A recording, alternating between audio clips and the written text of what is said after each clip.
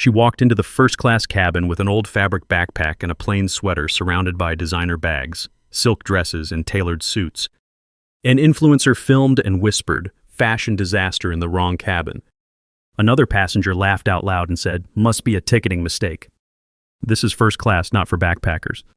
They had no idea the woman they were mocking was married to the billionaire who owns the entire airline. Her name was Emily Carter, and she was 30 years old. She stood there quiet, her soft blue sweater slightly wrinkled from the long morning she'd had. Her sneakers were clean but worn, and her low ponytail swayed just a bit as she moved toward her seat. She didn't look at the people staring. She didn't flinch at the whispers. She just adjusted the straps of her backpack and kept her eyes on the boarding pass in her hand. The cabin smelled like leather and expensive perfume, and the hum of the plane's engines was barely noticeable over the chatter of the passengers, rich, loud, and full of themselves. Emily didn't belong here, not in their eyes. And they made sure she knew it. Before she even sat down, a woman in a red silk dress, her hair piled high with perfect curls, leaned over to her friend and said, "Did she walk into the wrong cabin?" First class doesn't allow fashion disasters. Her voice wasn't quiet. It carried sharp and deliberate, like she wanted Emily to hear. A man in a tailored suit, his cufflinks glinting under the cabin lights, chuckled from across the aisle. "Backpack in first class." "That's a first," he said, loud enough for the whole section to turn and look. Emily didn't react. She slid her backpack under the seat and pulled out a worn paperback book, its corners bent from being read too many times. She opened it and started reading, her face calm, like she hadn't heard a word. The flight attendant approached a young woman with a tight smile and a name tag that said Claire. She leaned down and said, "Ma'am, are you sure you're in the right seat?" Her tone was polite, but there was a flicker of doubt in her eyes, like she was trying to figure out how someone like Emily ended up here. The passengers nearby went quiet, waiting for the mistake to be confirmed. Emily looked up, her brown eyes steady, and handed over her boarding pass. Claire scanned it, and her face changed. "Oh, I'm so sorry, Mrs. Carter," she said, her voice softer now. "You're in the right place. Priority status. Welcome aboard." She gave a small bow and walked away, leaving the cabin in a ripple of awkward silence. The woman in the red dress rolled her eyes and whispered something to her friend. The man in the suit just smirked and went back to his phone. As Claire moved down the aisle, a woman in a tailored blazer, her nails painted a glossy red, stood up and blocked her path. "Excuse me," she said, her voice sharp and loud enough for the whole cabin to hear, "but how does someone like her get priority status? I've been flying first class for years, and I've never seen anything so out of place." She gestured toward Emily, her diamond bracelet catching the light. The cabin buzzed with murmurs of agreement. Emily's fingers tightened slightly on her book, but she didn't look up. Claire hesitated, then said, "Her boarding pass is valid, ma'am." "She's where she's supposed to be." The woman scoffed, tossing her hair. "Valid. That's not the point. This is about standards." She sat down, but not before giving Emily a look that could have cut glass. Emily turned a page, her face still, but her knuckles were pale against the book's cover. "Hey, before we go any further, can you do me a quick favor? Grab your phone, hit that like button, drop a comment below, and subscribe to the channel. It means a lot to keep sharing stories like this, stories about real people, real moments, and real heart. Just takes a second and it helps more than you know. All right, let's keep going." Emily settled into her seat, her book open on her lap. The cabin was buzzing again, but now the whispers were sharper, more pointed. A group of influencers, 3 women in their early 20s, sat a few rows ahead. They were dressed like they'd stepped out of a magazine, matching athleisure sets, gold jewelry, and glossy lips. One of them, a blonde with a phone always in her hand, turned around and started filming. "Okay, guys," she said to her camera, "we're in first class, living the dream, but, what is this?" She tilted the phone toward Emily, catching her in the frame. "First class, but looking like Walmart," she said, and her friends burst out laughing. The blonde kept filming, zooming in on Emily's sneakers, her backpack, her plain sweater. Emily didn't look up. She turned a page in her book, her hands steady, like she was alone in the world. The man next to her, a businessman with slicked back hair and a Rolex that caught the light every time he moved, leaned over. "You know," he said, his voice dripping with fake kindness, "if you're lost, the economy section is that way." He pointed toward the back of the plane, and a few people nearby snickered. Emily glanced at him just for a second, her eyes meeting his. "I'm fine, thank you," she said, her voice soft but clear. It wasn't loud, wasn't angry. But it was enough to make him pause, like he hadn't expected her to answer at all. He cleared his throat and went back to his laptop, his fingers tapping a little too hard on the keys. Then from the galley, Robert, the chief flight attendant, stepped out. He walked straight to Emily and handed her a small leather folder.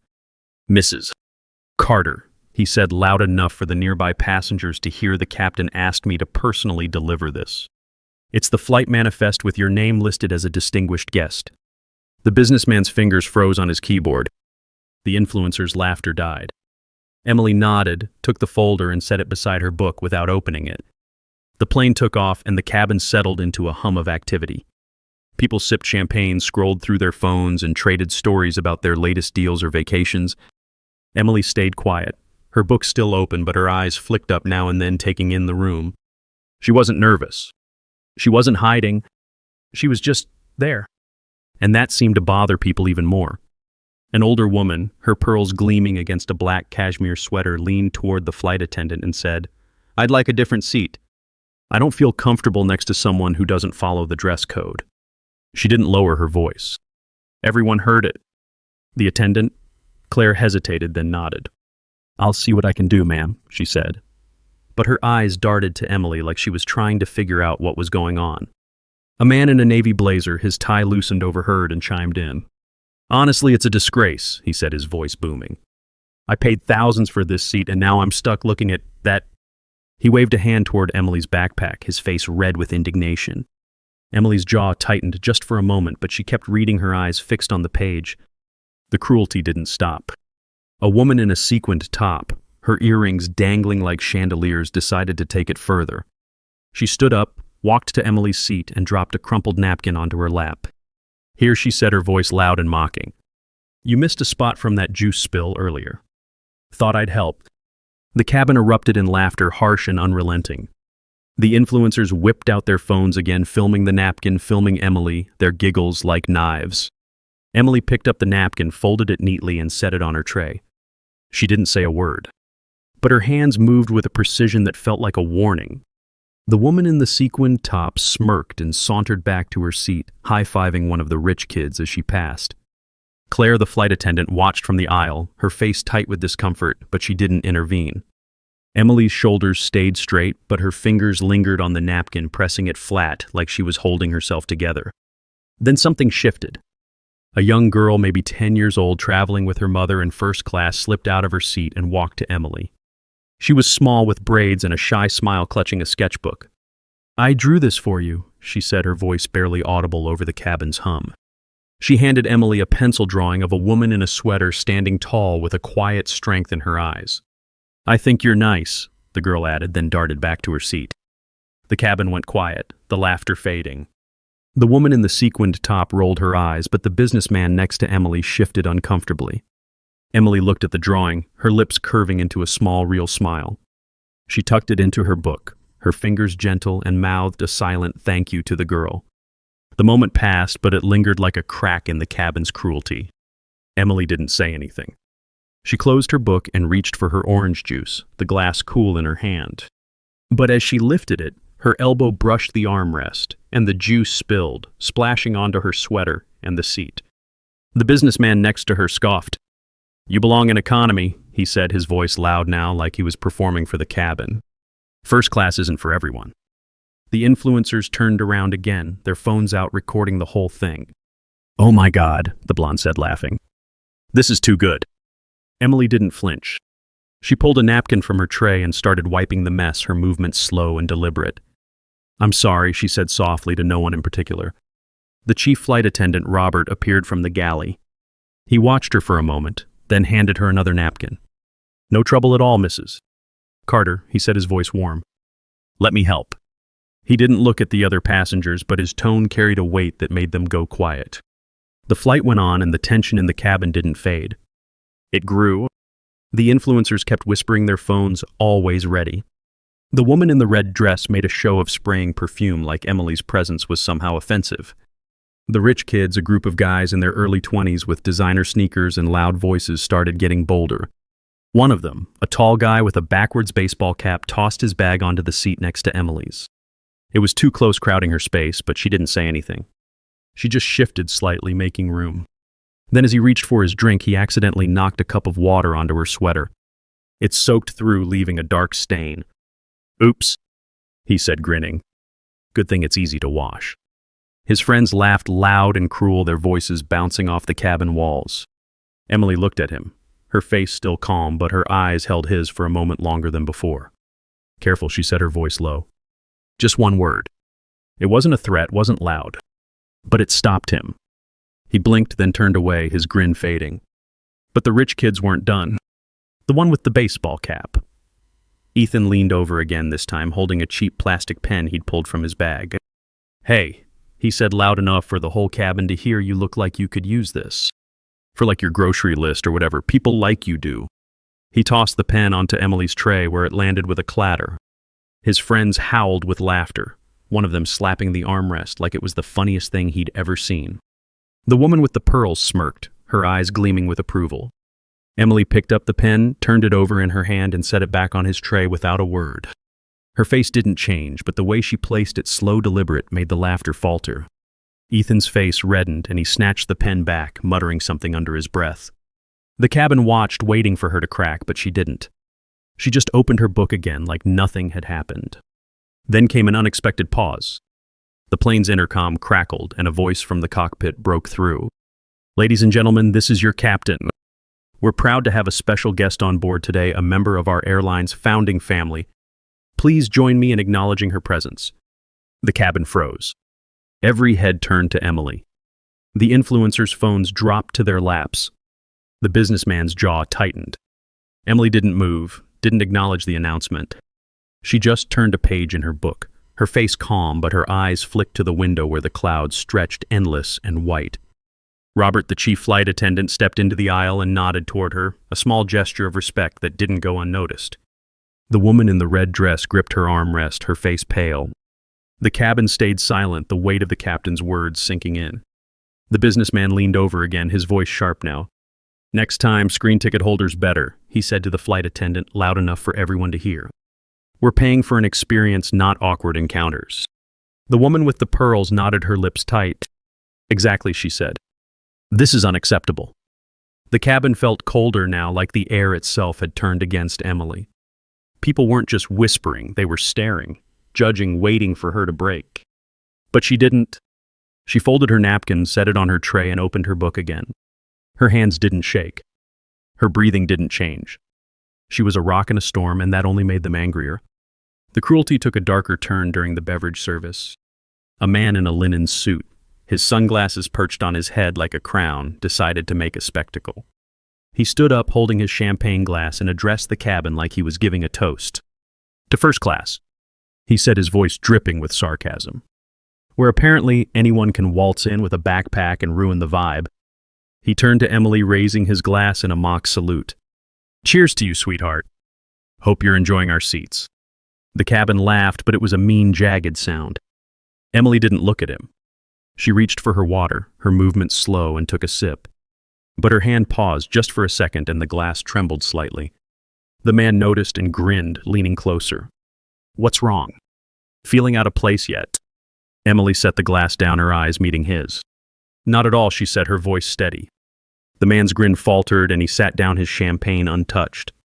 The chief flight attendant, Robert, watched from the galley. He'd been on this airline for 20 years, seen every kind of passenger, rich, rude, entitled kind. He knew the ones who mattered, the ones who didn't need to shout to be heard. And he was watching Emily. Not because she was loud or flashy, but because she wasn't. He'd seen her boarding pass. He'd seen the priority status, the name. He didn't say anything, but he kept his eyes on her like he was waiting for something.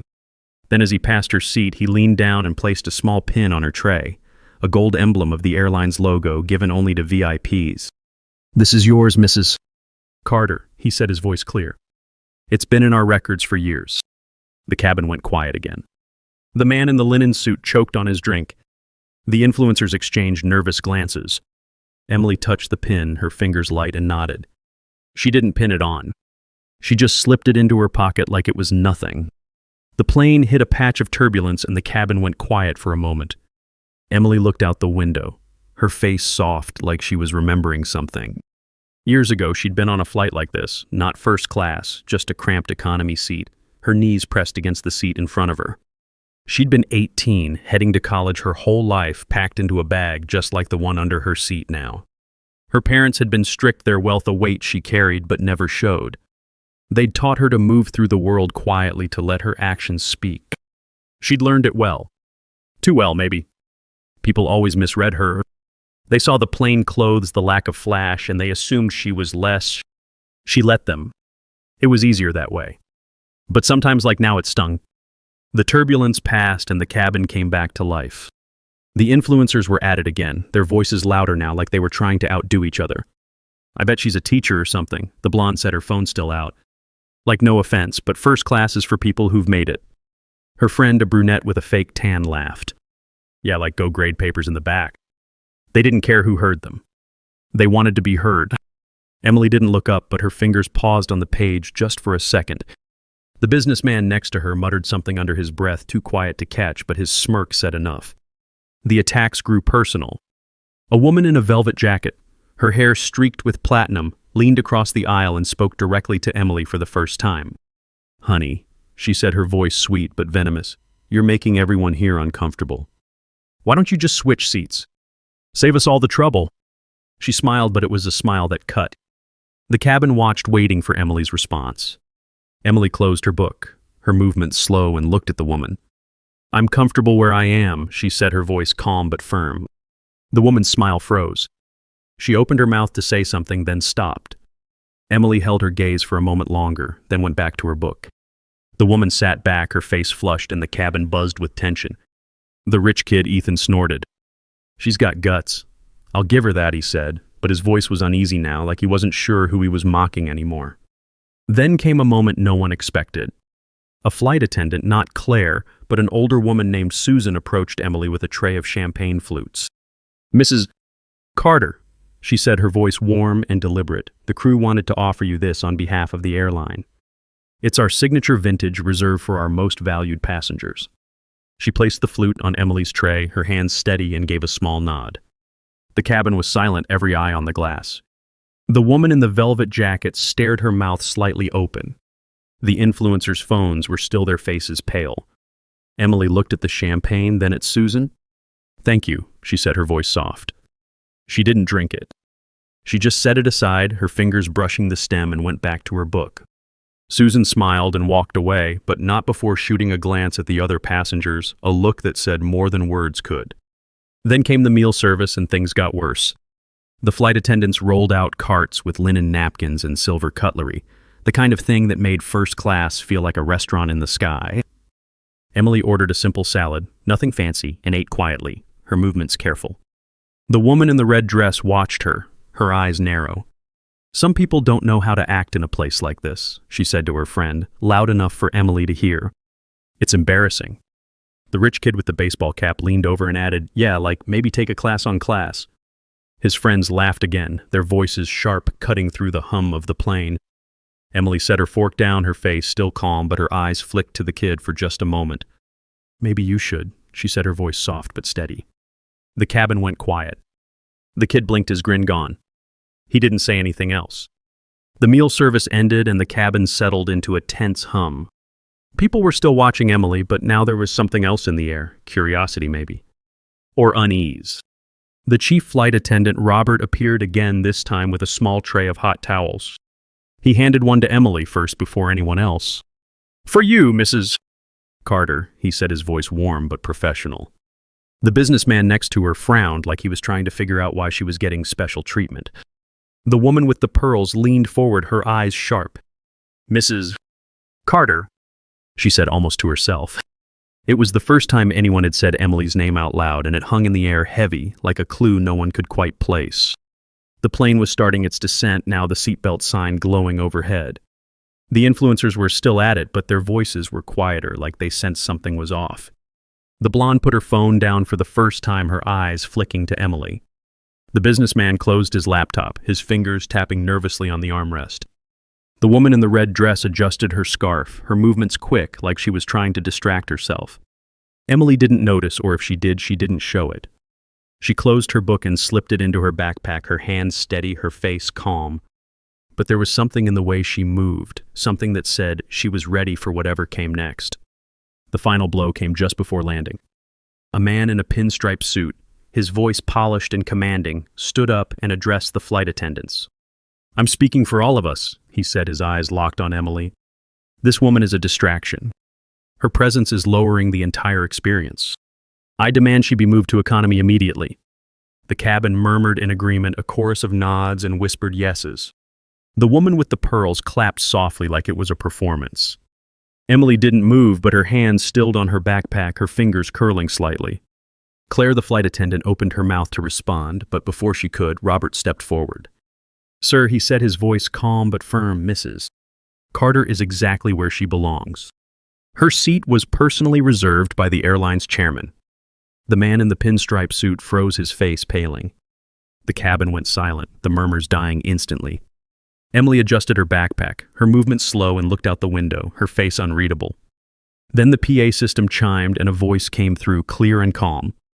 "Would the airline chairman and his wife please make their way to the cockpit for crew briefing?" The words hit the cabin like a shockwave. Faces turned. Mouths opened. The influencers froze their phones, forgotten. The businessman's head snapped up, his eyes wide. The woman with the pearls clutched her armrest, her face pale. Emily didn't move at first. She just sat there, her backpack on her lap, her eyes on the seat in front of her. Then from the main cabin a man appeared. He was tall, elegant, his suit perfectly tailored but not flashy. His hair was dark with a touch of gray, and his face was calm, like he'd seen everything and wasn't surprised by any of it. He walked straight to Emily's seat, his steps steady, his presence filling the cabin. He leaned down and placed a jacket on her shoulders, his hands gentle. "Thanks for waiting, my love," he said, his voice low but clear. "The crew's ready for our final briefing." The cabin went silent. Not a whisper, not a cough. Just the hum of the plane and the weight of every eye on Emily. Her name was Emily Carter, and the man was David Carter, billionaire CEO of the airline. The truth landed like a bomb. The influencers dropped their phones, their faces white. The businessman lowered his head, his hands clenched in his lap. The woman in the red dress stared at her lap, her scarf twisted in her fingers. The rich kid with the baseball cap looked like he wanted to disappear. The chief flight attendant, Robert, stepped forward and bowed deeply. "Mrs. Carter," he said, his voice steady. "Mr. Carter, right this way." Emily stood up, her movements slow, deliberate. She adjusted the jacket on her shoulders and picked up her backpack. She didn't look at the passengers, didn't acknowledge their stares. But as she turned to follow David, she paused just for a moment. She looked back at the cabin, her eyes sweeping over the faces that had mocked her. "Your seat doesn't define your worth," she said, her voice soft but clear. "The way you treat people does." Then she turned and walked toward the cockpit, her head high, her steps steady. The plane landed, and the fallout began. The names of the passengers who'd mocked Emily were flagged in the airline system. No more priority boarding. No more upgrades. The influencers' video, the one they'd been so proud of, was pulled from their social media after it went viral for all the wrong reasons. Comments flooded in, calling them out for their cruelty. The businessman, a hedge fund manager named Richard Holt, got a call from his firm the next day. His behavior had been reported and he was out of a job. The woman in the red dress, a socialite named Margaret Ellison, found herself uninvited from the next big gala. Her name was whispered now, but not in the way she wanted. The rich kid with the baseball cap, a trust fund heir named Ethan Brooks, lost his sponsorship deal with a sneaker brand. His friends stopped answering his texts. Emily didn't see any of this. She didn't need to. She and David walked off the plane together, their hands brushing as they moved through the terminal. The crew lined up to thank them, their faces warm, their respect clear. Emily smiled, just a small one, and nodded. She didn't say much. She didn't have to. The truth was out there now, and it spoke for itself. A few weeks later, the airline announced a new initiative, Kindness in the Sky. It was Emily's idea, born from that flight, from the way people had treated her. It wasn't about revenge, it was about change. Training programs for staff, new policies for passengers, a focus on respect over status. Emily became the face of it, not because she wanted the spotlight, but because she wanted people to understand. She stood at a press conference, her plain sweater and sneakers unchanged, and spoke about dignity, about how it doesn't come from money or clothes or a first-class seat. The cameras flashed, but she didn't flinch. She just kept talking, her voice steady, her words real. The story spread. People talked about it on social media, in coffee shops, at dinner tables. They talked about the woman who'd walked into first class with nothing but a backpack and a book, who'd taken every insult and come out stronger. They talked about the passengers who'd judged her, who'd learned the hard way that worth isn't what you wear. And they talked about Emily, who didn't need to shout or fight or prove anything. She just was. It wasn't about the money, though. The money was there. It wasn't about the power, though. The power was real. It was about the way she carried herself, the way she looked at the world and said, without a word, I'm enough. And for everyone who'd ever been looked down on, who'd ever been told they didn't belong, that moment felt like a quiet victory. It wasn't loud. It wasn't dramatic. It was just true. You know what it's like to be judged. To walk into a room and feel every eye on you, picking you apart. To stay quiet, not because you're weak, but because you know your worth doesn't need their approval. Emily's story isn't just hers, it's yours too. You've been there. You've felt it. And you're still here. Where are you watching from? Leave a comment below and hit follow to walk with me through heartbreak, betrayal, and finally healing.